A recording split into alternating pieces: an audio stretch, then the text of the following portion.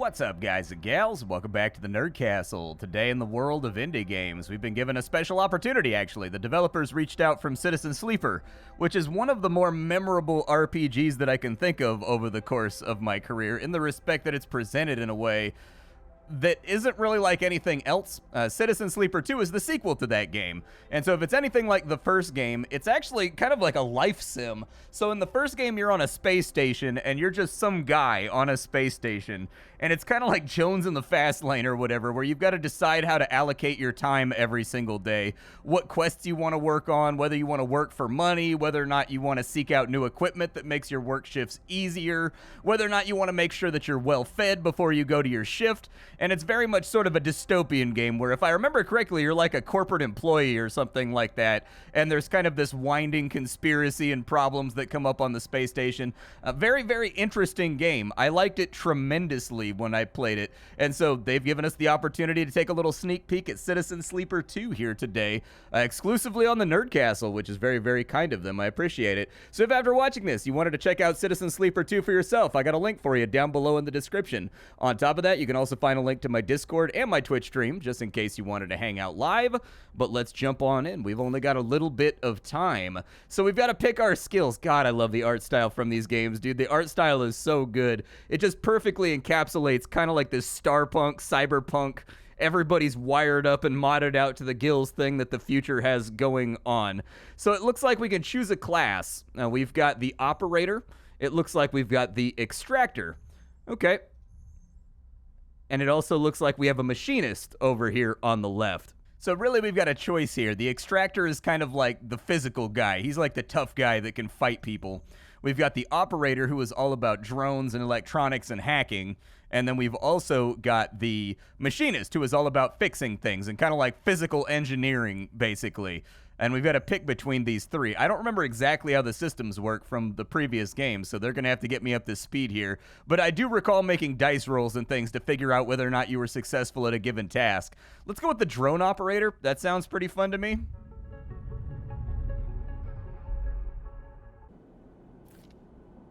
As the ship glides into place on the connecting bridge, its automatic systems nudged there by the port's docking controls, you feel a sense of relief.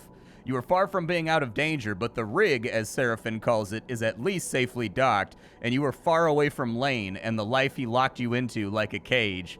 Seraphin breaks the silence. All secured, Sleeper. His eyes don't leave the monitor, and you realize this part of your escape is routine for him. You and he must have docked this ship countless times in your work for Lane. The problem is you can't remember any of them. We made it, he whispers, closing his eyes and letting out a sigh. Well, we certainly did. He turns and you see a pained look on his face as if remembering something difficult. Had you said this exact thing to him before in the same situation? You all right? He looks at you, chewing one side of his lip and searching your face. Not really. Let's just finish up here. Seraphin reaches up, flicking through a set of switches in a practiced fashion, completing the docking cycle. You watch, a little frustrated with your own uselessness. Running the rig is just another thing that you've forgotten. A clunk that runs through the walls of the ship is followed by a short percussive alarm tone from the pilot's console.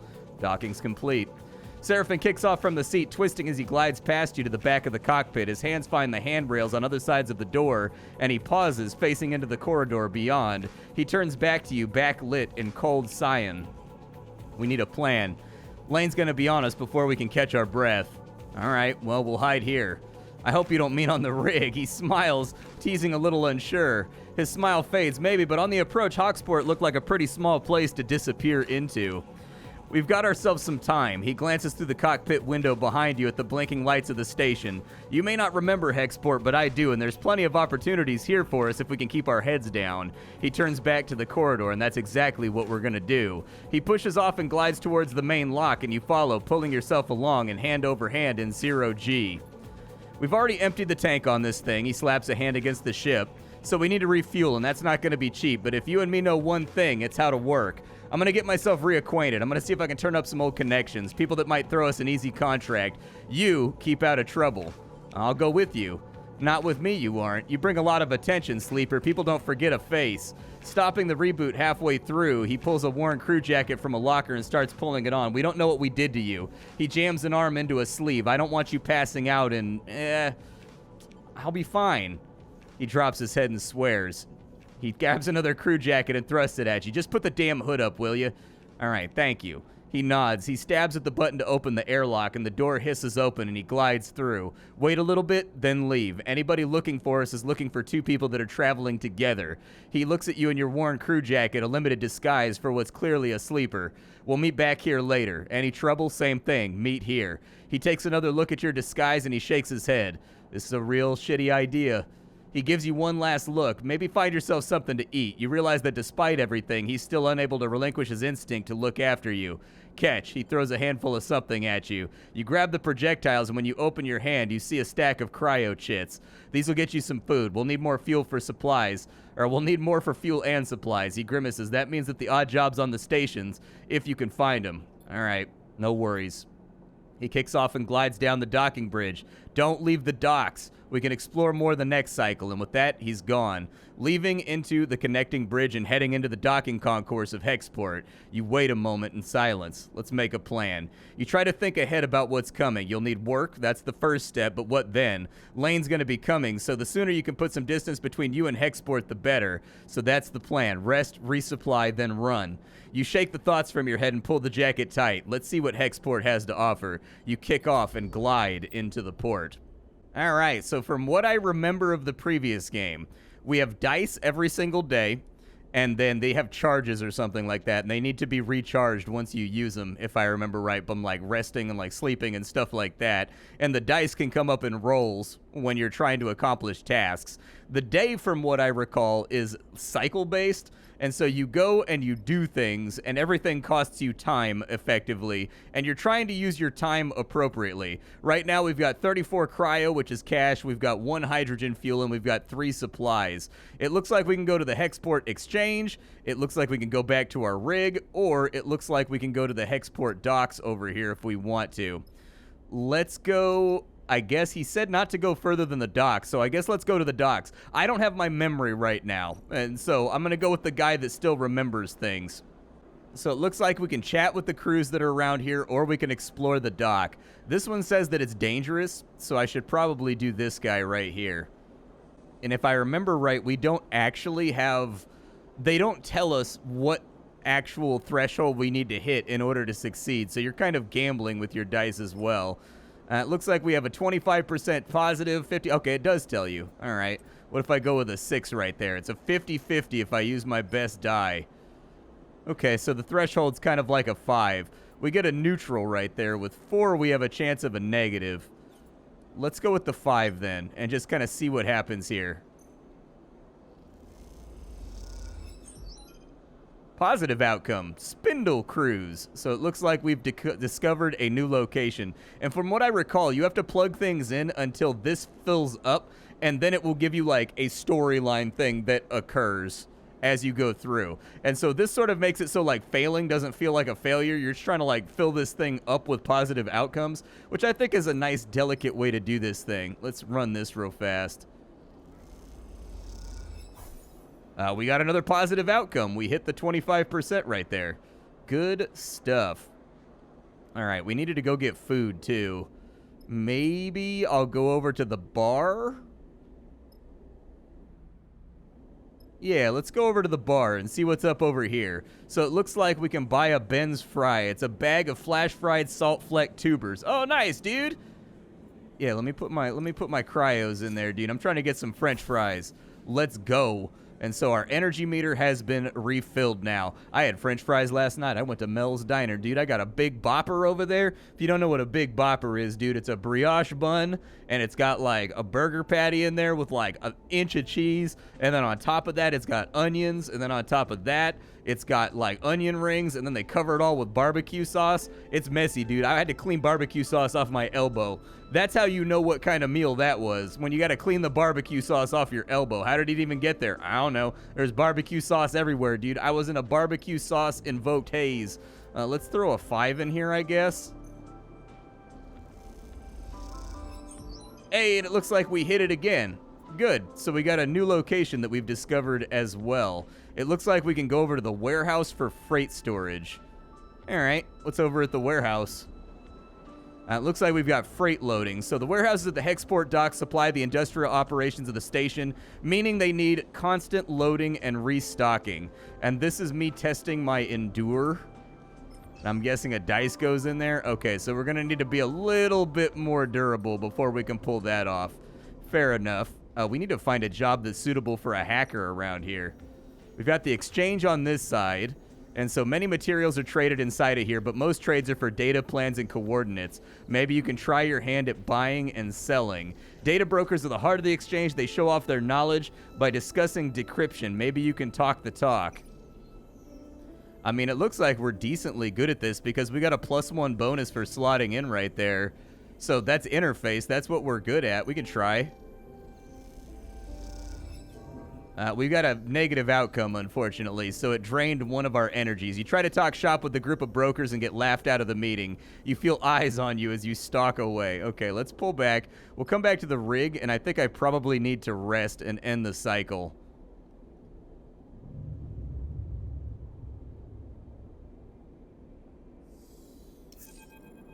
All right, so we got our dices back. We're in trouble, sleeper. Seraphin leans into the berth as you're getting out of your bunk. Without further explanation, he disappears down the corridor towards the rear of the ship. You drift out into the passage, pull on your clothes, and glide down the length of the ship, the cool air making you shiver. Seraphin is a silhouette, silently leading the way. He stops at the far end, diverting through a side door, shooting you a glance as he does. You find him inside, holding a tangle of arm-thick tubes that are waving in the zero-G engine room. You know what these are? Nah, tell me. They're the engine feed lines, and before you ask, no, they aren't supposed to be loose. Alright, what happened? They must have broken loose when we pushed the ship hard on our way out of Darkside. We're lucky the reserve tank's empty, otherwise it would have been bad. But, no feed from the reserve tank means that the rig's range is limited to the local region only. This thing can't take us far. How do we fix it? That's the short of it. Just not been our run of luck. We can do this. We don't have much of a choice. He turns and starts gathering the tangled feed lines, his frustration evident in the violence of his movements. We're going to need a new set of these, that's for sure. So how about you try to track those down? I'll take a look at things here and see if I can figure out another fix for the reserve tank. From what I've heard on Hexport, Factory Row is the place to find ship fitters. Maybe you can do some recon while I sort this out? Alright, I'll take a look. Wait, there's something else, too. He drops the feed lines and they float, waving in the air like tubular seaweed. Why do I always have to be the bringer of bad news? I heard word that Lane's hunting for us. A message went out everywhere to the local radius of Darkside. He's looking for us. Yeah, you said it, which is why we need those feed lines. I'm gonna try to work something out. Maybe we can improvise. I don't know. I'm not a ship fitter. But while I do, go hunting. See what you can turn up, all right? Get out of here. We leave the engine room. The clanking sound of Seraphin's cleanup efforts start echoing through the ship. Fuel feed lines, that's the next step. You take a deep breath and you head out. Alright, so we have our first drive, which is effectively like a quest. If we complete that, we get to upgrade our character. So things we can do for right now. We need to get our energy level back up, so I'll buy the Ben's Fry. That'll keep us going a little bit. And we did have the Hexport exchange, and now that we have better dice, I feel like we can actually slot in and try to do this. But it looks like we need to be pretty good to bang this out. But we've got a lot of 6s today. So let's see if we can knock this out real fast. Alright, so we got the rules of the exchange, and we found a new location. Good stuff. You intervene between two brokers when a struggle to unpick a Senate stat cache and expertly unpick the security protocols, and they are impressed with you. Alright, that'll work. We can't do anything at the warehouses just yet. We do have the trade hall. And it looks like we've got Factory Row over here, too. So over here, we've got Factory Gossip, which is our engaged stat, and we've got Endure on this side. And then if we go over to the Hexport Trade Hall, we can buy fuel. It looks like we can buy supplies, but unfortunately, I was hoping I could find a job that would be suitable for, like, my skill sets.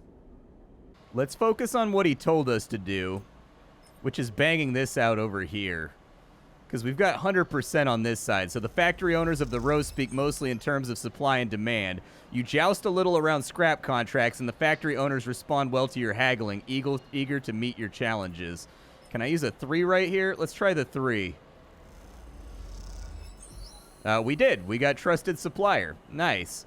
Okay, the Hexport factories are picky about which crews they work with. Trust is a key currency here. Factory Row howls as you walk through the passages. Whatever its many bays and rooms once were, they now serve as containers for industry of every kind. Whirring manufactories precisely engineer components with rapidly shifting arms, while scrappers hammer incessantly at bent ship plates. Everywhere you look, there's energy and activity, and for good reason. Hexport itself is built in the derelict fragment of a solar reflector. Even the small amount of energy generated by its remaining mirrors is enough to power a city of machines. It's familiar to you, of course, in a strange, far-off way because of Darkside. That place and your memories of it are a muddy haze, but it's hard to forget the glint of its hexagonal reflectors, 10 or 20 times more in number than Hexport, and that wild, flickering city growing on their back like a tumor. In comparison, Hexport feels provincial, but deep in Factory Row, you'd almost be back home. And then you see them, tubes just like those Seraphim waved in your face, feed lines. You push over to the display window, Karsten's Supply in black capitals cut from hull plate. There amongst an angled shelf of oversized ship components sit the feed lines, like some large biomechanical tangle of snakes. You slip inside where the sound of the Factory Row is a little screened, and you spot a large figure working at the bench. Hunched over and concentrated, it seems like he doesn't notice you enter. You let him work, watching despite his heavy build, and he delicately aligns components, their layers slotting like puzzle pieces. After a few moments of observing the process, he turns his head towards you. Can I help you? The feed lines, how much? There's a sharp clink as he places his tools and components against a magnetic plate. He turns, surprisingly balletically, and begins cleaning his hands on a cloth. Those sharp eyes scan you, and the Karsten's thick-set features do not betray the results of the assessment. Custom built those for a client that never came and got them. You got one of the old rigs then? You try to recall anything you know about the ship, but memory eludes you. Yeah, that's right. Always good to see one still running. Look, for a fellow enthusiast like you, let's say a few hundred cryo on clean chits, 400 to be precise. I don't have 400. It's expensive, I know, and it's a shame, but it's what they're worth. He screws his mouth up a little bit into something that might be a smile. I'm in a bartering type mood myself. Barter sounds good. There's a little favor I need a crew for, and you look like you might be a good fit. I know an old Solheim wreck out in the old out in the old pre-collapse. It's tucked away in a dead zone. Nobody's ever really cut into it. Not only that, but Solheim derelicts have a habit of triggering nasty security protocols when approached by an unfamiliar ship. It's been left well alone. But a salvager like you with an old Solheim, I bet you could flinch it if it saw you coming. I have a special interest, a need for old tech, and all those Solheim ships had data cores, and while I don't care about the accounting reports or material ledgers or whatever else, I care about the hardware. So, if I was to find you back here with that data core in your cargo hold, clean cut and also complete, well, I could see my way to doing a straight barter for the feed lines. You just need the coordinates. Okay, let's do it. All right. He pulls closer. Let's keep it between us, right? It's our deal. These coordinates. He lets you go of your arm with what you swear is a wink. You take a moment to gather yourself, and by the time you do, he's returned to his workbench, and a whirring fills the air. You turn and glide out of the supply with a growing mix of anxiety and excitement in the pit of your stomach and the cacophony of Factory Row in your ears. A contract. Seraphim might even be impressed. You look at the drive in your palm and smile. This is your route out. Could be. You think of leaving the place behind in possession of a better ship, too. Suddenly, a small but firm hand falls on your back, and an equally small voice coming with it. Wait up! You turn and see Junior, hair waving in rapid glide as she clearly just came out to catch you. She steadies herself. Sorry, we wanted to catch you. What's up? Karsten. She starts, still catching her breath. He sent me to grab you. Wants me to come with you on the job. Why didn't he tell me? I guess he forgot he does that sometimes. He grabbed me after you two were done talking, so he's always sending me on things like this. I guess he wants me to help you out and keep an eye on things. I can be pretty helpful. So should I meet at your ship, or you can tell me when you're ready to go? All right, sounds good. Great. Her eyes light up, and you notice that she still has a hand on your shoulder and takes it off. Looking forward to working with you. All right. You watch her disappear down the passage. Things are getting complicated, but at least you have a contract and a way to get those feed lines. Maybe this will work out. I don't know about this, sleeper. If this job was easy, Karsten would have done it himself already, and that means there's a catch, and there's definitely something going on with this Junie girl. I mean, what choice do we have? What if we could get the cryo together to buy the feed lines? Why he wants to barter? You're right, I just can't shake the feeling that we're wandering in blind. Plus, I did manage to turn up something in my station wandering. I found a contract board in the exchange. We take on a job that might get us most of the way towards buying the feed lines. Plus, even if we do want to take Karsten's job, a bit of money to get ourselves prepped wouldn't be a bad idea. We can get fuel, supplies, be ready for whatever comes. Do we have time? Probably not, but without cryo for fuel and supplies, we're not going anywhere anyways. I just take a look at the contract board. Let me know what you think. And while you're at it, you might want to see if you can scare up a freelance crew. Many hands make light work. Or we can just take the job right now and get it done before he can think twice. Seems like a whole set of bad options to me. Anyways, I'll take my doom and gloom elsewhere. Just think about it. Seraphin nods in farewell and heads to the engine room. For a moment, you pause, letting the haze of plans and ideas settle in your mind. Suddenly, you curl up in pain as it shoots along your spine and you grit your teeth, your muscles lock tight. Your vision narrows as you squeeze your eyes shut. You feel a shift as if some connection is broken. It's almost impossible to describe, like you're floating away from your body. And then another shift in your back in the pain. It fades, becoming a pulsing throb, and then a residual flicker in your extremities. You flex in 0G, stretching out the tension. There's a strange sensation of a distance that persists beyond the pain, a disconnection between the body and the self, a flickering numbness that refuses to recede. You wonder if the reboot has done something to your body, or if this is some new sensation that you'll have to live with indefinitely. It strikes you know so little about the body that houses you. It could be moments away from collapse, or it could carry on for decades like this. You shake off the feeling and push your hands against each other until they feel like they're yours again. Time's the only thing you need, and it feels like it's running out fast. You head for the airlock. There's work to do. Well, I mean, there's a new location on the map that lets me do data diffusal. I think that's a pretty good idea. How can I do right here? Let's try it out, dude. I've got energy. We need money, so we might as well roll the dice. We got the negative outcome. So let's take the positive real fast with our last die.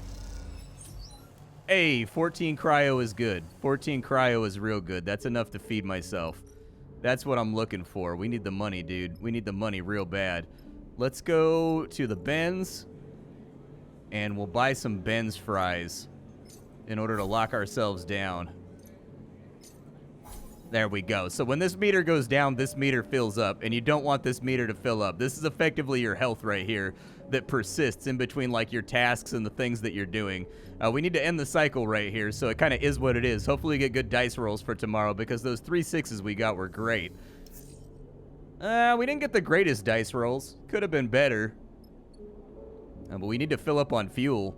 We don't really have choice there, so it kind of is what it is. On the contract board, what do they have over here? So we can destroy a signal source for 210 cryo. Okay.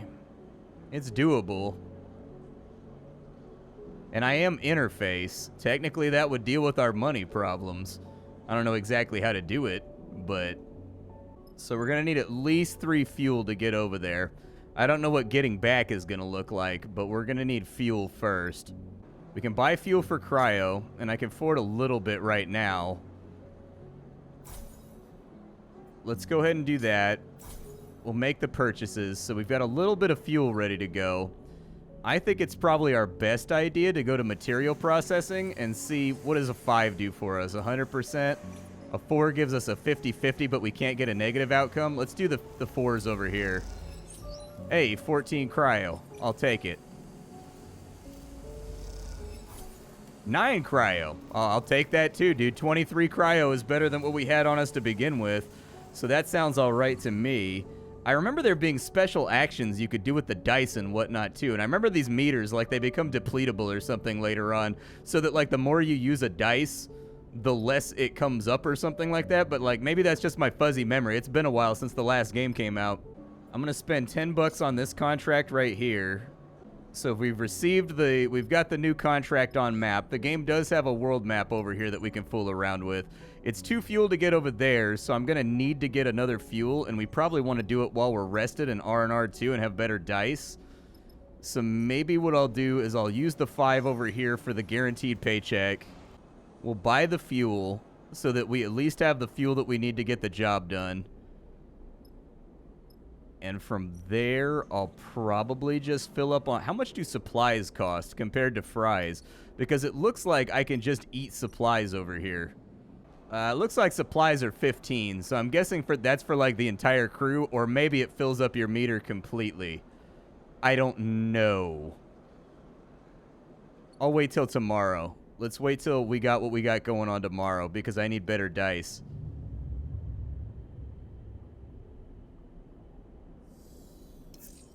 Hey, we got good dice. All right, those dice are okay, especially if this job suits what we're trying to do.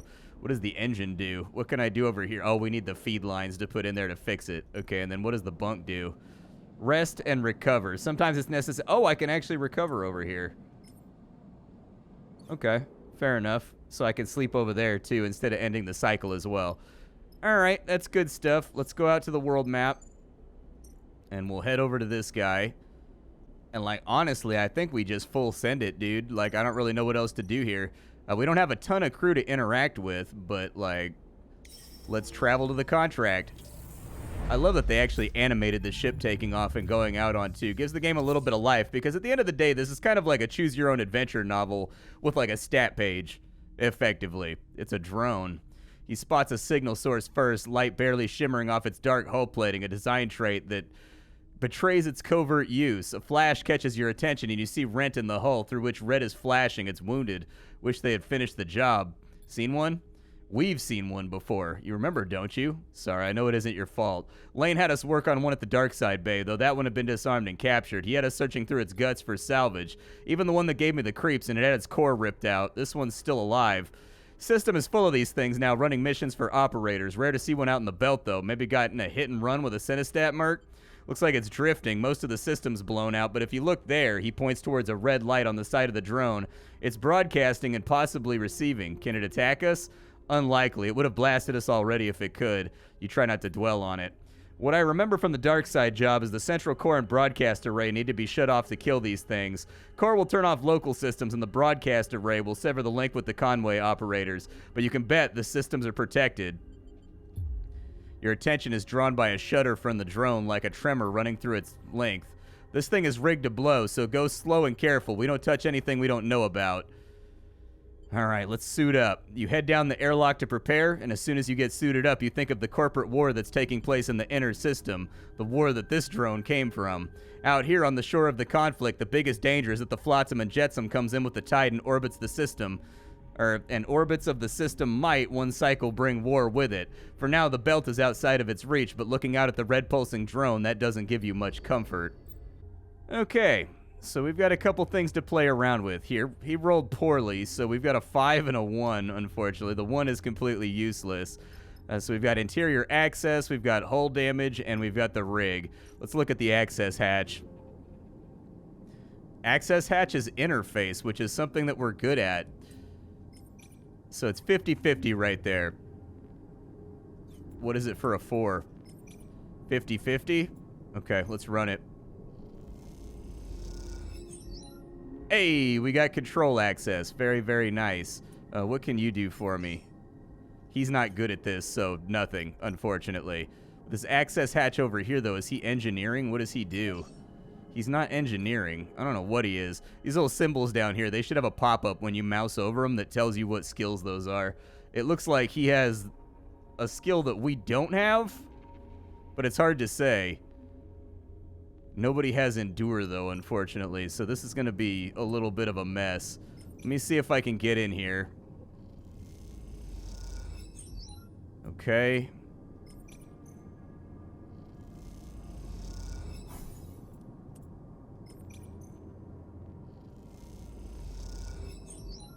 Alright.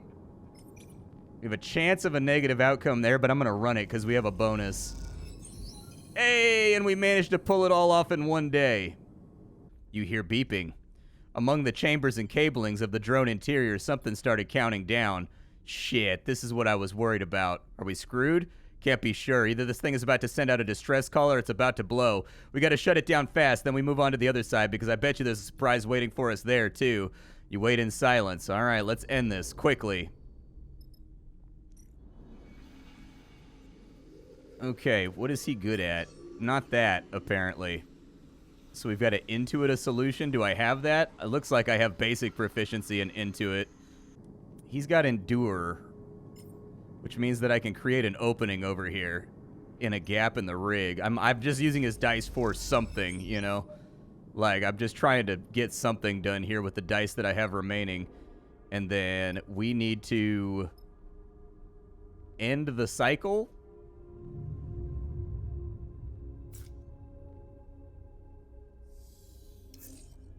Oof, not the greatest dice rolls. Not fantastic. Use push. I'll take some stress to reroll one of my lowest die, but it rerolled as a 1, so it didn't help me at all. Ugh, the control system. We got to get this underway, like, right now. Luckily, I'm good at this, kind of. Sort of. If I had gotten good dice rolls, I guess.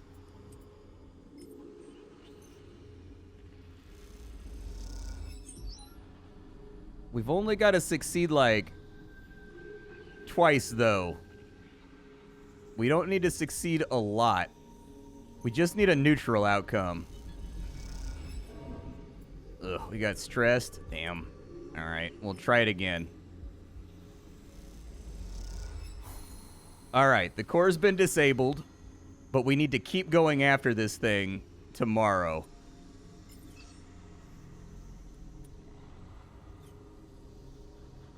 He's got a 3, which means I can work on this hull damage over here. And he should get a bonus to working on it. Well, maybe not. Give it a go. I mean, we got the positive outcome, dude. We critically succeeded. So, like, we're getting into the hull right now. We're just not there yet. We can only resupply, like, one more time, though, after this. So we gotta get good dice rolls right here. Like, we just have to.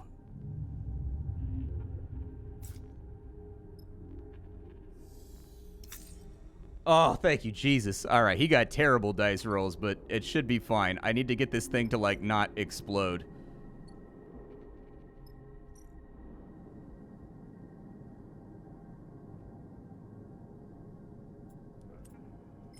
So we've got 100% there. Actually, we've got two 100%, so we should be solid.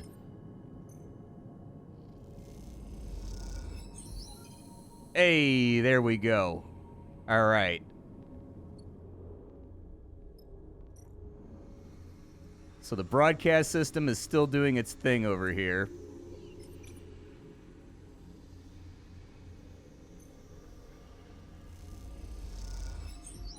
Okay.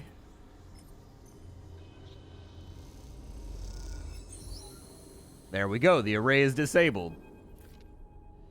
The thrumming, pulsing interior of the drone goes still for the first time since you boarded. You look across at Seraphim and share a smile. You exhale so loudly you can hear it over the comm channels. Drone's dead. Too easy, ugly bastard. You make your way back to the hull, the drone now faintly rolling in one direction, the stabilizer's offline. You glide out across the hull towards the rig. Feels good to shut down corporate property. They deserve everything they've got coming for trying to take Hellion back. You reach the airlock and one last look at the hull of the drone, and it catches light as it rolls in the vacuum. At some point in the near future, this drone is going to be smashed into pieces by the asteroids of the belt, spread across the place as twinkling dust. The thought pleases you, as does the thought of all that cryo Hexport now owes you. It's time to go collect. Good stuff, dude. Let's get out of here. I'm ready to go. Let's get back on the map. You can now travel back to the hub. You will not be able to return. All right, let's leave. After docking at Hexport, Seraphim lets go of the controls and leans back in his chair. Feels good to make a contract work no matter how we pull it off.